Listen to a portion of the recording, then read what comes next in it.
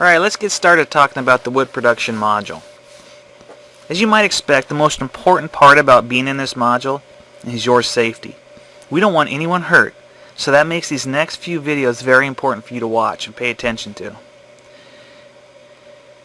You're going to be required to take 3 different safety tests on the woodshop area. One of these tests is about general safety, and the other 2 focus on using certain power tools correctly.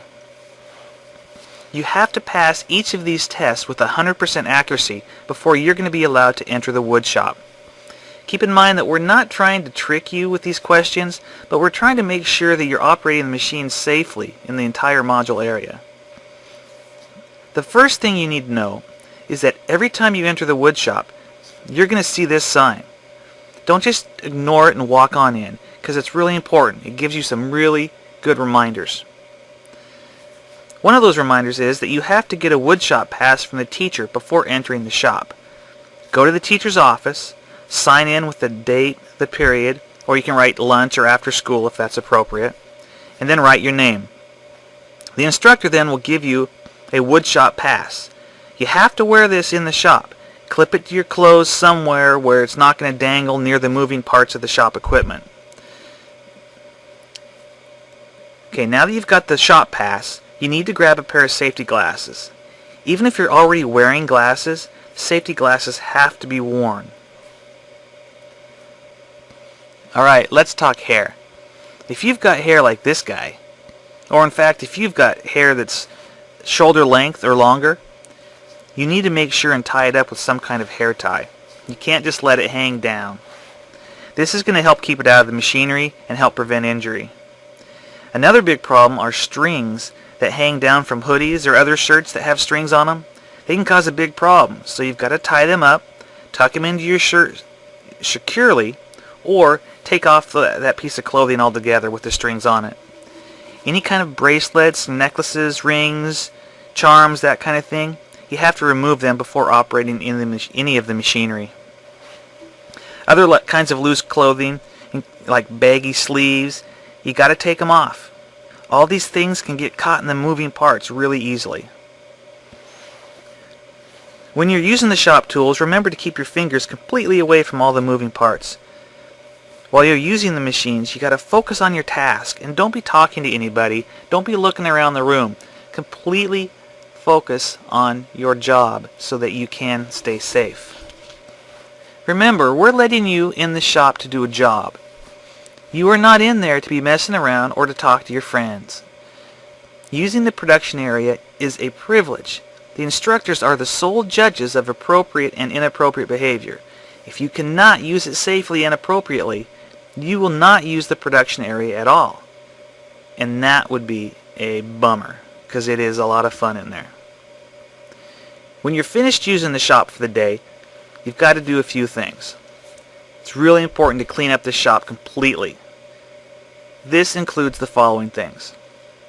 You need to pick up all scraps of wood and pieces of paper that might be laying around. Then you can use the shop vacuum to pick up any dust. Use the dust mop and the hand broom and dustpan to clean up some scraps and some sawdust and things like that. You got to clean up all the areas of the shop, even if you didn't use them. That includes the staining area, the sanding area, the drill presses, the band saws, and the workshop table. You also must put away all the project templates that might be laying around, any instruction sheets you might see, and if you could please put away the drill bits back in the appropriate spot. That way when the next people come in, they know exactly where to find them. The last thing you need to do before you leave the tech lab each day is to give the woodshop pass back to your teacher. Don't give it to someone else to give to the teacher, and definitely don't leave it on the teacher's desk. Hand it to them directly, and then that teacher will check your name off the sign-in sheet, and you'll be good to go. Let's go into the shop now. As you walk in and turn to your right, you're going to see 2 power switches on the wall. The silver one on the bottom is the light switch. You got to make sure that that thing is on whenever you're in the shop. Now the switch on top, the orange one, that's for the fan. The fan needs to be turned on when you're sanding. When you're using the bandsaw, the drill press, and the other tools, you don't really need that fan on, just when you're sanding. When you're doing projects in this module, the teacher is responsible for getting you the wood. You're only allowed one piece of wood for each project, so if you make a mistake, please go see the teacher and we'll try to find a way to solve the problem. But don't reach down and grab another piece of wood out of the wood supply. Where it says teacher only, that's what it really means. Now, part of being responsible in the shop area includes knowing which machines and tools you can and cannot use. As a general rule, you need to know this. If you haven't watched the video on the machine or the tool, and if the teacher didn't specifically say you could use that tool, then you should not even touch it. Here are some examples of some tools you can and cannot use in the shop.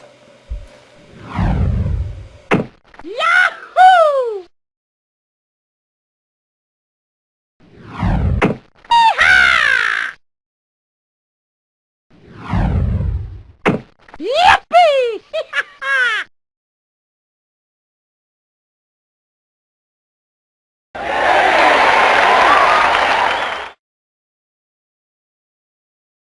Access denied. Access denied.